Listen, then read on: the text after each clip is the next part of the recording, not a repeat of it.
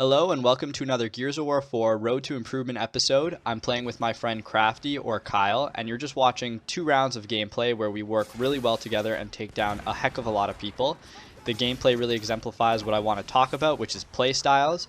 And I'll just say as a quick note, when you're watching the gameplay, some common themes to look out for is how I'm playing very aggressively. You won't see Crafty as much because he tends to play more of a support role, but I end up picking a lot of kills that he basically sets up by downing a lot of people. So Gears of War has always been a title that allows for a multitude of different playstyles. Some of the major ones that we see being adopted by a lot of players include the Slayer role, support, power weapon player, and leadership role. At a higher level of play, you'll often see that competitive players will switch between roles or adopt more than one at the same time, depending on the situation and what suits them best. For the purposes of this commentary, I wanted to talk about the different playstyles and how you should be thinking about the way you're playing, because that can really affect how you perform and how you adapt to the players that you're up against. If I had to describe my playstyle, I would consider myself a passive-aggressive Slayer because I like to get up close. I do like to use my shotgun, but you'll only normally see me doing so when I think there's an advantage for me to be had. So, for instance, you'll see me fight for power weapons and be very aggressive for them, but after I've got the weapon or secured the area that I'm after, I will be passive and let the enemies come to me because I don't think it's advantageous for me to constantly push them. On the other hand, my friend Crafty considers himself a support player. He's very patient and very accurate. He's also very conscientious of where other people are on the map, and that makes him a huge asset to pair with somebody like me. And I think that kind of gets to the point of the commentary, which is that you should be playing with a purpose, and not everybody should be doing the same thing. So I think one of the problems that Gears of War players have often is that they pick up the game and they run and gun without really thinking about why it is they're doing what they're doing.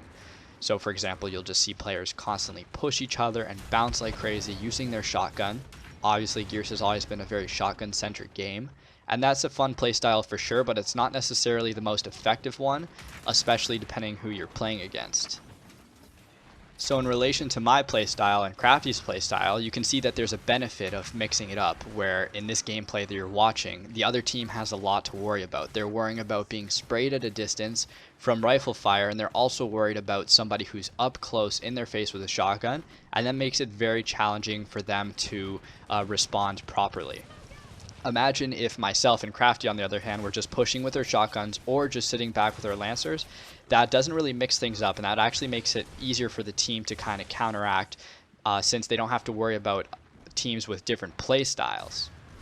I think players will find it beneficial then if they just take some time to see what kind of role they could fill with their team to make everybody do better together as a whole, because there are going to be some people you play with that are much better at slaying or much better at supporting, or much better with power weapons, and if you're able to identify who's strong in what areas and you all play to those advantages, you'll find that you have a lot more success when you're playing the game. Now, another advantage that you'll be able to come up with by thinking about your gameplay in terms of play styles is how you adapt to players that you're having a tough time against. A lot of the times people will not switch up the habits that they've created when they're playing the game. If you're a Slayer, for instance, you'll just keep slaying even if you're getting killed by the other team who's also fulfilling that same role, and it can be very effective to switch up your playstyle when somebody else is essentially beating you at your own game. So just to give another example of this, when I play sometimes and I'm up against somebody who's stellar with the shotgun, better than I am and better with movement, then I just switch up my playstyle and I'll be more of a support role, I'll stay back, use my rifle, and kind of let him come to me. And oftentimes I find that I'm hugely successful as a result because I'm forcing that player to kind of engage me in a way that I'm more comfortable with.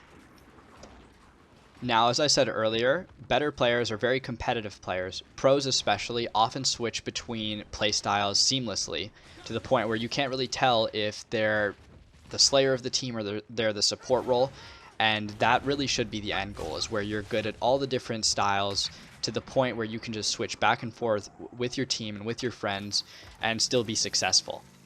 But I think that regardless of how good you are at the game, there are advantages that you will see with yourself and limitations with yourself Like I said before, I consider myself a very good slayer, not as strong with power weapons, so I leave that to my friends.